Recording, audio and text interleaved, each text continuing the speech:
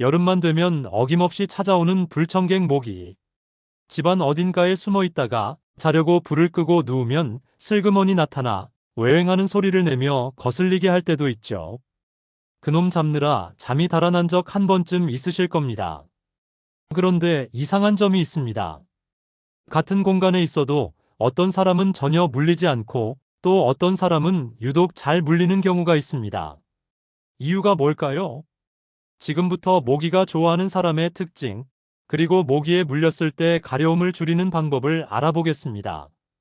더불어 모기에 물리지 않는 꿀팁도 준비되어 있으니 영상을 꼭 끝까지 시청해 주세요. 먼저 모기가 어떤 사람을 좋아하는지 알아볼까요?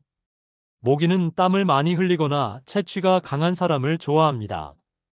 우리가 흘리는 땀은 대부분 물로 이루어져 있지만 미량의 젖산과 미네랄, 암모니아 등의 성분도 들어있답니다.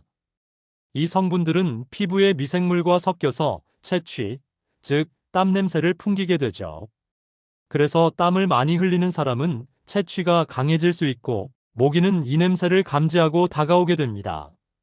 그래서 자주 안 씻는 사람은 몸에서 나는 냄새가 강해지고 그만큼 모기의 접근 가능성도 높아질 수 있어요.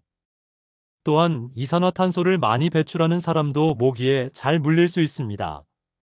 우리가 숨을 쉴 때 이산화탄소가 배출되는데 모기는 어둠 속에서 사람을 찾을 때 주변 공기에서 이산화탄소의 농도를 감지하고 그 양이 더 많은 쪽으로 움직입니다. 따라서 호흡량이 많은 사람일수록 모기를 더 끌어들이게 되죠. 예를 들어 몸집이 크거나 비만인 사람은 이산화탄소를 더 많이 배출하게 됩니다. 임신한 여성의 경우도 마찬가지입니다. 체온이 상승하고 호흡이 깊어지면서 이산화탄소 배출량이 늘어나 모기에게 쉽게 노출될 수 있어요. 아이들 역시 호흡량이 많기 때문에 모기에 잘 물리는 경향이 있답니다. 모기가 좋아하는 유형 세 번째는 바로 활동적인 사람입니다.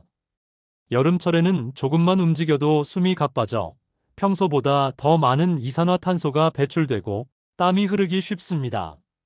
이산화탄소와 땀은 모기의 후각을 자극하게 됩니다.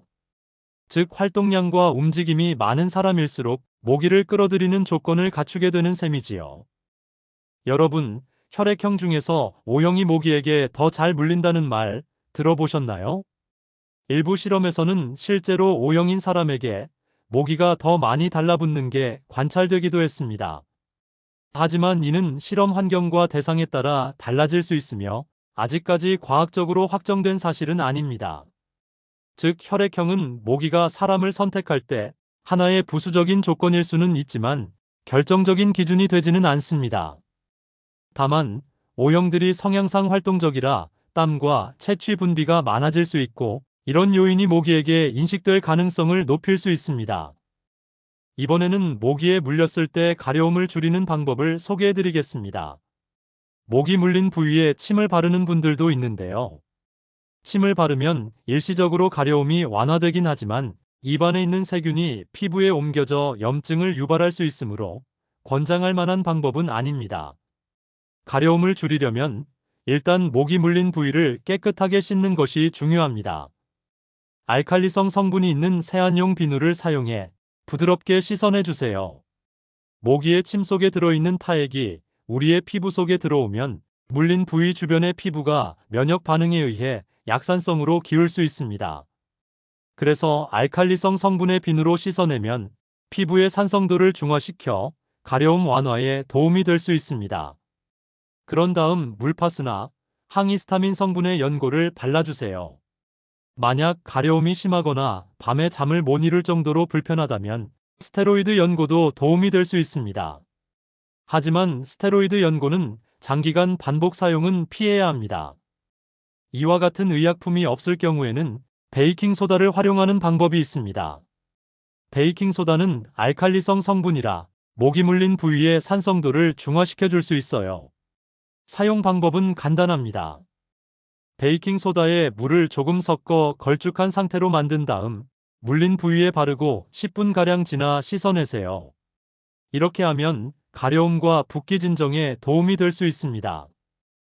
또 다른 가려움 완화 방법으로는 냉찜질과 온찜질이 있습니다. 얼음 냉찜질은 피부의 감각 신경 반응을 둔화시키고 히스타민 분비를 억제해 가려움을 덜 느끼게 해준답니다.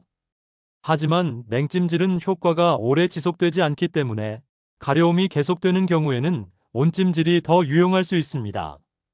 모기의 타액에는 여러 단백질 성분이 포함되어 있으며 이들이 피부 속에서 면역 반응을 유발해 가려움과 함께 피부가 빨갛게 부어오르게 됩니다. 이럴 때 40도에서 50도 사이의 열을 피부에 가하면 이물질에 대한 면역 반응을 완화하고 신경 자극도 줄어들어 가려움이 덜 느껴질 수 있습니다. 수저를 활용한 온찜질 방법 알려드릴게요.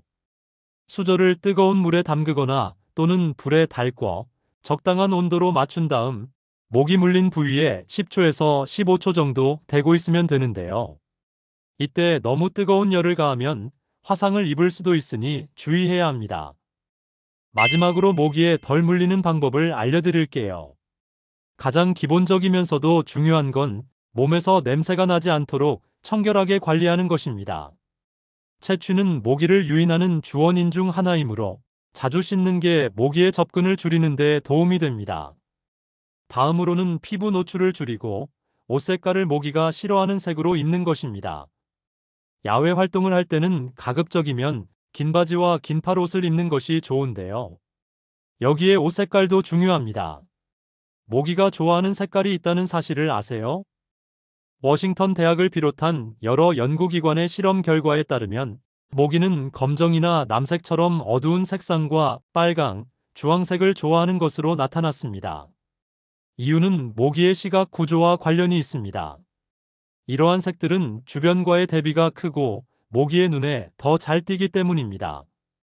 반면에 흰색이나 연한 파스텔 톤은 시각적 자극이 약해서 모기의 관심을 덜 끌게 됩니다. 그러니 여름철의 숲이나 야외에서는 어두운 색보다는 밝고 연한 색상의 옷을 입는 것이 모기 접근을 줄이는 데 도움이 될 수 있습니다. 이 영상을 시청하시는 모든 분들이 모기를 피하고 가려움을 줄이는 데 도움이 되셨으면 좋겠습니다. 주변의 소중한 분께도 이 영상을 공유해 주세요. 좋아요 한 번씩 눌러주시고 댓글도 달아주시면 감사하겠습니다.